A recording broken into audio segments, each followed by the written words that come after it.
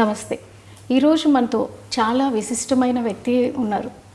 2 తెలుగు రాష్ట్రాలకి సంబంధించిన mega family అందరికీ ఈరోజు పండగ కానుంది.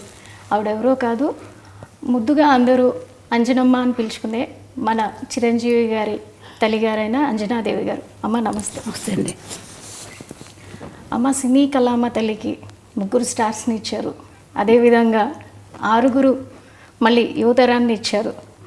సో ఇప్పుడు మనం పవన్ కళ్యాణ్ గారు డిప్యూటీ సీఎంగా బాధ్యతలు తీసుకొని 100 రోజులు గడుస్తూ ఉంది. సో దీని మీద మీ మనోభావాలు చెప్పండి, ఎలా ఫీల్ అవుతున్నారు? ఎంత కష్టపడ్డాడు అంత వాడికి సుఖం వచ్చింది పాపం. ఇప్పుడు అంత కష్టపడాలి కదా, ఇంకా ఎక్కువ కష్టపడాలి. ఇదివరకు అంతా కష్టపడ్డాడు, ఇప్పుడు ఇంకా ఎక్కువ బాధ్యత తీసుకొని బాధ్యత ఎక్కువ అయింది ఇప్పుడు వాడికి. మీ ఇంటి చిన్నోడు రాష్ట్ర ప్రజలందరికీ పెద్దన్న అయ్యాడు. దీన్ని ఎలా భావిస్తున్నారు? ఆయన బాధ్యతలు సంతోషంగా ఉంది. అంత కష్టపడేవాడికి భగవంతుడు మంచి ఇది ఇచ్చాడు, అదృష్టం. ప్రజలకు సేవ చేసే భాగ్యం ప్రసాదించాడు. 10 ఏళ్ళు అవుతుంది ఇప్పటికి ఆయన స్థాపించి. 10 ఏళ్ళ నుంచి ఇంటికి దూరంగా చాలా పీక్లో ఉన్నటువంటి కెరీర్ని పక్కన పెట్టి రాత్రింబవళ్ళు ప్రజలతోనే ఉంటూ ఆయన ఎక్కడ ఉంటే అక్కడ,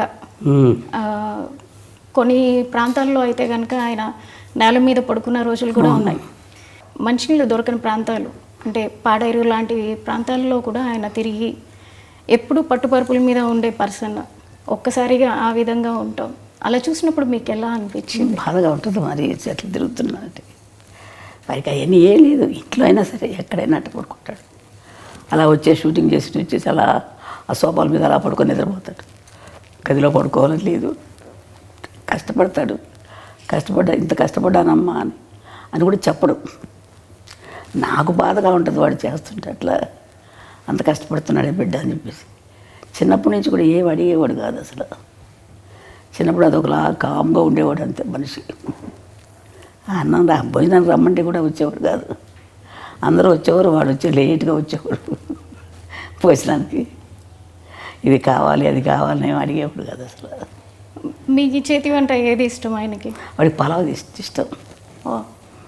పలావ్ ఇష్టం తింటాడు. ఏదైనా తింటాడు కానీ పలావ్ అంటే కొంచెం బాగా ఇష్టం. మీతో ఉన్నప్పుడు ఆయన ఎక్కువగా పలావ్ తీసుకుంటారు అంటే veg non veg? Non veg. Non veg అడగడు. ఇది కావాలి అది కావాలని అడగడు నన్ను. ఏది నాకు మనసొప్పగా చేసి పెడతాను. పెట్టాలి కదా వాడికి పాపం, ఏది అడగడని చెప్పేసి. సో చిన్నప్పటి నుంచి నాకు ఇది కావాలని ఏది అడిగారు? అస్సలు అడిగేవాడు కాదు. నేను ఏదో ఒక ఇంటర్వ్యూలో విన్నట్టు గుర్తు నాకు. చిన్నప్పుడు ఏదో టీవీఎస్ అడిగాను, కొనిపెట్టలేదు, అందుకే ఇప్పుడు కంటిన్యూస్గా నేను బైకులు కొంటున్నాను అని. నిజమేనా? ఏమో మరి నాకు జ్ఞాపకం లేదు అసలు. ఈ మధ్యకాలంలో చూసుకుంటే ఎక్కువగా నరసింహస్వామి క్షేత్ర దర్శనలు, వారాహి దీక్షలు, అంటే అందరూ బాగుండాలని. అలాగే మొన్న వెంకటేశ్వర స్వామి క్షేత్రంలో జరిగిన లడ్డు వ్యవహారంలో కూడా దానికి ప్రక్షాళనగా ఆయనే ముందుగా ఒక దీక్షని శ్రీకారం చుట్టారు. ఈరోజు 11 రోజులు దీక్ష చేస్తున్నారు. సో దీనిపై మీరు ఏమంటారు? సంతోషంగా చేయటం మంచిదే కదమ్మా. అంత అదృష్టం కదా ఆయన. వెంకటేశ్వర స్వామి దీక్ష తీసుకుంటున్నాడంటే వాడికి ఎప్పుడైనా ఇట్లా దీక్షలు తీసుకోవడం అలవాటు అయిపోయింది చిన్నప్పటి నుంచి కూడా. అయ్యప్ప స్వామి మాల వేసుకుంటాడు. నేను వెళ్దామంటే ఒకసారి నేను వెళ్ళాలి నాన్న అని చెప్పంటే నా కోసం అయ్యప్ప స్వామి మాల వేసుకున్నాడు. దర్శనం చేసుకొని వచ్చాము. వాడికి ఎప్పుడు చేసుకోవాలన్నా ఇష్టం పాప మా అబ్బాయికి. సో చిన్నప్పటి నుంచి ఆయనకి దైవభక్తి. అలాగని దేవుడి దగ్గర ఊరికి దండాలు పెట్టేసి పూజలు ఏం చేసేవాడు కాదు. వాళ్ళ నాన్నగారు పూజ చేసినా కానీ ఏదో కాస్త ప్రసాదం తీసుకునేవాడు తప్ప వాడందరికీ వాడు ఎక్కువ పూజలు చేసేవాడు కాదు. ఇప్పుడు కొంచెం పెద్ద అయ్యాక తను పూజ చేసుకుంటున్నాడు. యోగ నరసింహస్వామి గుడి అని విన్నాము. పవన్ గారి అన్నప్రశ్న కూడా అక్కడే జరిగిందని. అక్కడే జరిగింది. దానికి సంబంధించి వివరాలు చెప్తారా? మేము తిరుపతి దర్శనానికి వెళ్ళాం. నేను మా వారు మిగతా పిల్లలందరూ తీసుకొని వెళ్ళాను. వెళ్తే అప్పుడు 6 నెలలు కరెక్ట్గా జరిగింది. ఆ రోజుకి వచ్చింది. 6 నెలలు వచ్చింది కదా, ఇక్కడే అన్నప్రాసన చేసేద్దాం అనిపించింది నాకు మనసులో. ఆయన దగ్గర ఎప్పుడూ ఒక కత్తి ఉంటుంది. ఈయన పోలీస్ ఆయన కదా, కొంచెం పోలీస్ డిపార్ట్మెంట్. అందుకే ఆయన చిన్న కత్తి ఉంటుంది, ఆ కత్తి పెట్టి ఏదో పుస్తకాలు ఉంటే పెట్టి దేవుడి ప్రసాదం ఇచ్చారు వెంకటేశ్వర ప్రసాదం. ఆ ప్రసాదం పెట్టి అక్కడే యోగనరసింహస్వామి దగ్గర పడుకోబెట్టేసి చేశాను. చూసి పడుకోబెట్టి ఇక్కడే చేసేద్దామంటే అని అన్నాను ఆయనతోటి, మా వారితోటి. ఇంకా అంతకంటే అదృష్టం ఏముందిలే అని చెప్పి వాళ్ళకి చేశాను. చేస్తే ఆయన కత్తి పుట్టుకున్నాడు. తర్వాత పెన్ తీసుకున్నాడు. ఓకే, అంతే. సో దాన్ని ఎలా చూస్తారు మీరు? కత్తి పట్టుకున్నవారు కాబట్టి దాన్ని మీరు ఎలా భావించారు ఆ రోజున? ఏం భావించాను, చాలా కోపంతో వచ్చిపోతాడు పిల్లడు, ఏదో ప్రజలకి ఏదో చేస్తాడని చెప్పి అనుకున్నాను నేను. అంటే అప్పుడే ఊహించారు మీరు? ఊహించాను, ఏదో చేస్తున్నాడు, కత్తి పట్టుకున్నాడు, ఏదో చేస్తాడు అనుకున్నాను. మరి పెన్ను పట్టుకున్న దానికి ఏమనుకున్నారు? అది చదువు తక్కువే వస్తుంది అనుకున్నాను. పెన్ను పట్టుకు వెనక రెండోసారి కదా చదువు. ఇది కష్టపడి పని చేస్తాడు, ప్రజల కోసం చేస్తాడు, ఏదైనా చేస్తాడు అనుకునేదని కోపంగా అందరినీ రక్షించడానికి చేస్తాడు అనుకున్నాను. అంటే వాళ్ళ నాన్నగారు బాగా తిరుగుతారులేండి, ఆయన కూడా పోలీస్ డిపార్ట్మెంట్ కదా, ఆయన బుద్ధులన్నీ ఉన్నాయి ఆయనకి, ఆయన గుణాలే ఉన్నాయి ఈయన కూడా. కొంచెం తిరగటం, కోపం అన్నీ ఉన్నాయి. ఆయన కూడా అట్లా తిరిగేవారు. ఆయన ప్రభావం ఆయన మీద చిన్నప్పటి నుంచి ఉండేదా? చిన్నప్పటి నుంచి వాళ్ళ నాన్నగారితో బాగా ఎక్కువ ఉండేవాడు. అటాచ్మెంట్ ఎక్కువ. లాస్ట్ కదా వాళ్ళ నాన్నగారు లాగా ఉంటాడు బుద్ధిగా. ఎక్కువ తిండి గురించి కానీ ఎక్కువ మాట్లాడు, మితంగా మాట్లాడతాడు, మితభాషి. అందుకని వాళ్ళ నాన్నకి ఇష్టం ఎక్కువ కంటే ఎక్కువ. అంటే అలాగని వాడి మీద లేకుండా లేదు, వీడు కొంచెం కామ్గా ఉంటాడు ఇంట్లో కూడా, ఎవరితో ఎక్కువ మాట్లాడేవాడు కాదు. మాట్లాడితే మా చిన్న అమ్మాయి, లాస్ట్ అమ్మాయి కొంచెం దగ్గర, అందుకని దాంతో మాట్లాడేవాడు ఎక్కువ. చిన్నప్పటి నుంచి పవన్ కళ్యాణ్ గారు పుస్తకాలు ఎక్కువగా చదువుతూ ఉండేవాళ్ళ? ఎక్కువ స్కూల్కి వెళ్ళేది ఒక లేదు, కొంచెం ఇంటర్మీడియట్ 10th క్లాస్కి 8th క్లాస్కి వచ్చేటప్పుడు వాళ్ళ అన్నయ్య క్లాస్ మేము లైబ్రరీ ఉంటే బుక్స్ లైబ్రరీ, ఆ బుక్స్ చదువుకుంటూ ఉండేవాడు, ఎక్కువ చదివేవాడు. ఎందుకు ఎక్కడికి వెళ్తే చదువుతున్నానమ్మా అనుకునేవాడు, అనేవాడు అంతే. ఆ తర్వాత పెద్దయ్యాక కూడా అదే బుక్స్ అదే చదువుతాను, అదే అలవాటు వచ్చేసింది. ఇప్పటికి కూడా పుస్తకాలు ఇంట్లో పెట్టుకొని చాలా పెద్ద పెద్ద పుస్తకాలు, వాళ్ళ నాన్నగారు కొంచెం చదివేవారు పుస్తకాలు, అవి వాళ్ళ నాన్నయ్య అలవాటు అయిపోయి బాగా అయ్యి అది ఎక్కువ చదువుతూ ఉంటాడు. తర్వాత నాకు తెలియదు ఎన్ని పుస్తకాలు ఉన్నాయి. మొన్న చూస్తే నేను ఇంట్లో ఇన్ని పుస్తకాలు ఉన్నాయి, ఎక్కడ అవన్నీ చదివి అందుకని ఇంత ఇది వచ్చిందేమో వీడికి ఆలోచన అనుకున్నాను నేను. చిన్నప్పుడే అనుకున్నారా పెద్దయ్యాక ఏమవుతారు అనేది? నేను అంత ఆలోచించలేదమ్మా, ఊహించలేదు ఇలా అవుతారని అయితే అస్సలు అనుకోలేదమ్మా. నేను ఎవరి గురించి నేనేమో అనుకోను, వాళ్ళ అదృష్టాలను బట్టి జరుగుతుంటుందమ్మా. ఇంట్లో ఎక్కువ ఎవరితో అటాచ్మెంట్ ఉంటుంది? చిరంజీవి గారితో. ఆయన చిన్నప్పుడు వాళ్ళ అన్నయ్య బాగా దగ్గర తీసి, ఒక చిన్నపిల్లడు ఇప్పుడు ఎక్కువ ఈ చిన్నవాడు కదా, ఆయన ఎత్తుకొని ఫోటోలు తీసుకోవడం, వాళ్ళ అన్నయ్య తమ్ముడిని చాలా జాగ్రత్త బాగా చూసుకునేవాడు. తమ్ముడు అంటే పెద్ద ఆయన, అట్లాగే పెద్ద అయినా కానీ వాళ్ళ అన్నయ్య వదిన ఇప్పటికీ వాళ్ళ అన్నయ్య వదినతో అంటే మేము నెల్లూరులో ఉండేవాళ్ళం, మా వారికి జాబ్ అక్కడ.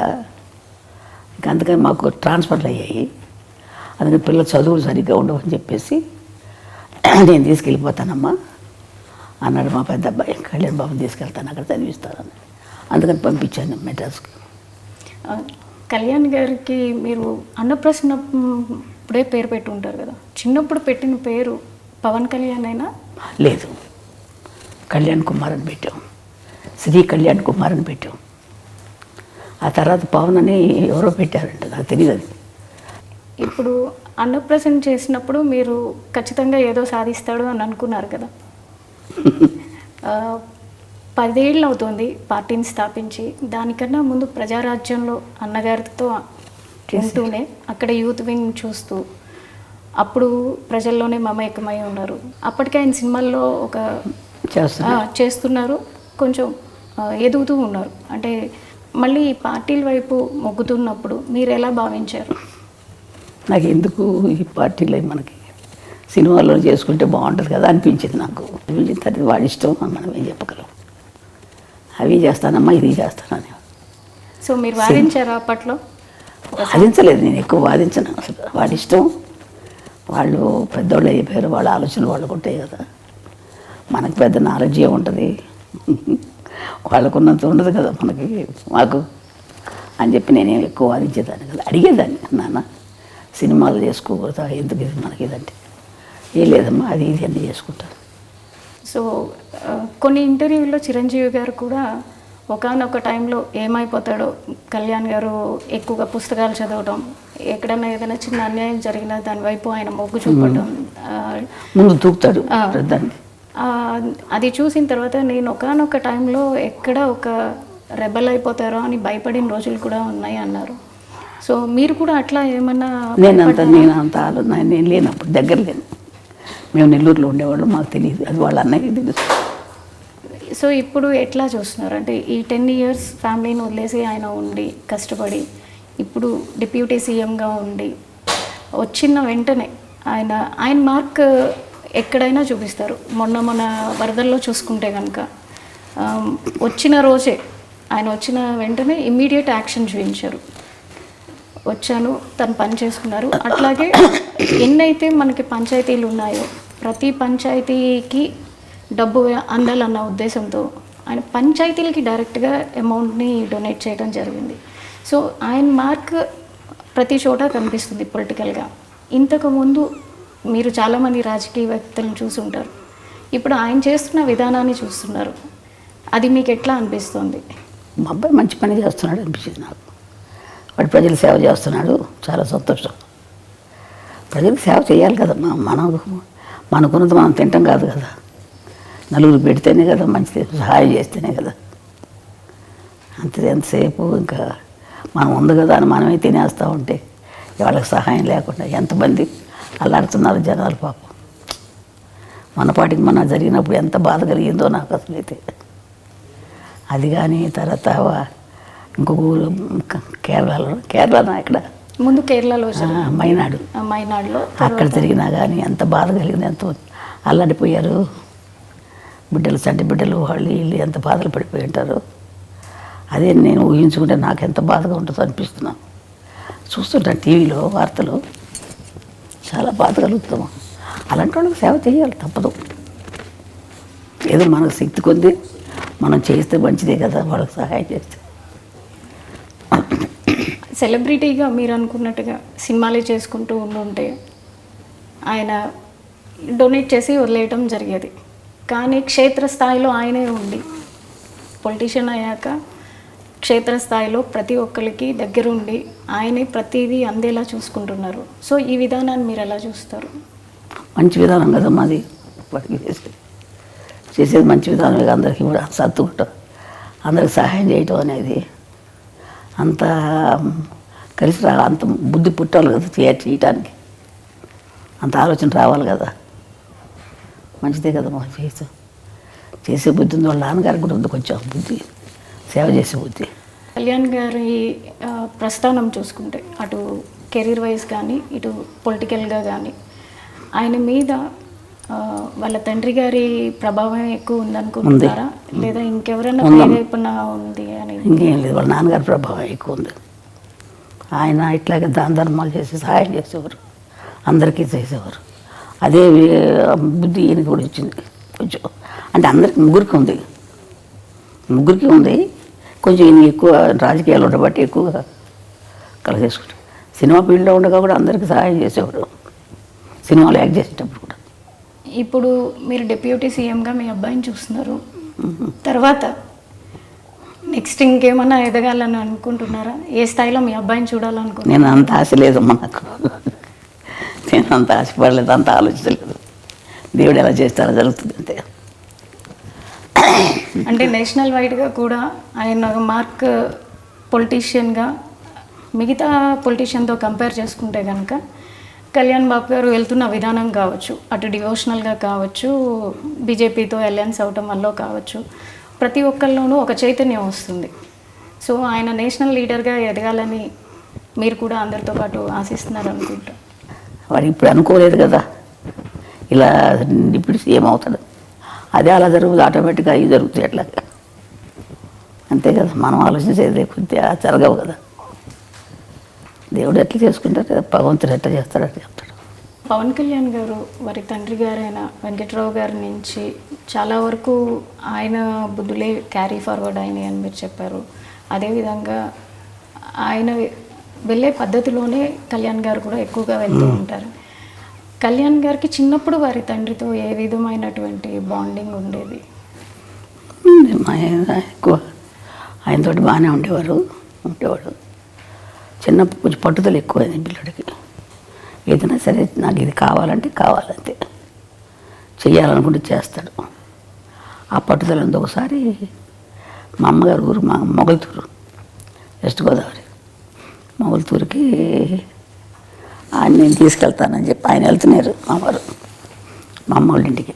వెళ్తుంటే ఈయనకి రమ్మని చెప్పారు. అందరం వెళ్దాం అనుకుంటే ఆ రోజు ఇంకెందుకులే ఇప్పుడు వెళ్తాం అని చెప్పేసి మానుకోవాల్సి వచ్చింది. ఏదో కొంచెం కారణాల వల్ల మానుకున్నా. అంటే కాదు నాన్న, వెళ్ళాల్సిందే అని చెప్పి పట్టుబట్టాడు. చెప్తుంటే వినేవాడు కాదు, మొండికి ఎత్తేసేవాడు. వెళ్ళాలి తప్పదు నాన్న, తీసుకెళ్తాను. వద్దురా నాన్న, తర్వాత వెళ్దాం మనం అంటే ఇన్నే వచ్చి అమ్మ కొట్టారు. కొట్టిన తర్వాత అప్పుడు మానేసాడు. పట్టుదల ఎక్కువ చిన్నప్పటి నుంచి కూడా. ఇది చెయ్యాలంటే చేసేసేవాడు అంతే. మరి మా ఫోన్లో ఎందుకులే అని ఊరుకోడు. ఇప్పుడు అదే పట్టుదల వచ్చింది అడిగి. ఏదైనా చేయాలని కూడా చేస్తాడు. అదే పట్టుదల ఇప్పుడు ఈ స్థాయికి ఆయన రావడానికి కారణమవుతుందని మేము కూడా అంతే నమ్ముతున్నాం.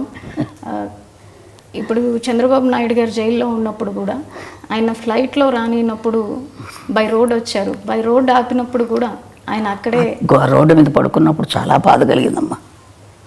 ఎందుకు ఈ బాధలేని మనకు అనిపించేసింది. రోడ్డు మీద పడుకున్నాడు కదా, అబ్బా చాలా బాధ కలిగింది నాకు. ఎందుకు ఈ బాధలు, రోడ్డు మీద అలా పడుకోవాలా అని అనిపించేది. రాదు కార్లలో ఇచ్చేవాడు కాదు, నడిచిలేవాడు. అవును. కానీ సక్సెస్ చూసాక ఎట్లా అనిపించింది? ఆనందం, సంతోషంగా ఉంటుంది. అవన్నీ వాడి కష్టానికి తగ్గ ఫలితం జరిగింది. భగవంతుడు మంచి ఫలితం ఇచ్చాడు అని చెప్పి అనుకుంటాడు. వాడు కష్టపడ్డాడు, మంచి జీవితం ఇచ్చారు. వాడు ఇప్పుడు ఇంకా ఎక్కువ కష్టం ఇచ్చాడు. అప్పుడు కంటే ఎక్కువ కష్టం, ఎక్కువ బాధ్యతే కదా. మీరు ఇంకా పవన్ కళ్యాణ్ గారు ఉన్నత శిఖరాలకి వెళ్ళాలని కోరుకుంటున్నారు కదా. ఎవరికైనా ఏ తల్లికైనా మంచి వృద్ధిలోకి రావాలని ఉంటుంది కదమ్మా. ఏ తల్లిదండ్రులైనా కోరుకుంటారు కదా బిడ్డలు మంచి వృద్ధిలోకి రావాలి. అదేవిధంగా నాకు కూడా ఉంది, బిడ్డలు మంచి వృద్ధిలోకి రావాలి, బాగుండాలని. అదే నేను కూడా కోరుకుంటాను ఆ విధంగా నేను. సరే అమ్మా, థ్యాంక్ యూ సో మచ్. మీ సమయాన్ని మాకు ఇచ్చి తల్లి పవన్ కళ్యాణ్ గారి గురించి తెలియని విషయాలన్నీ మాకు తెలియజేసినందుకు ధన్యవాదాలు. సరే తల్లి.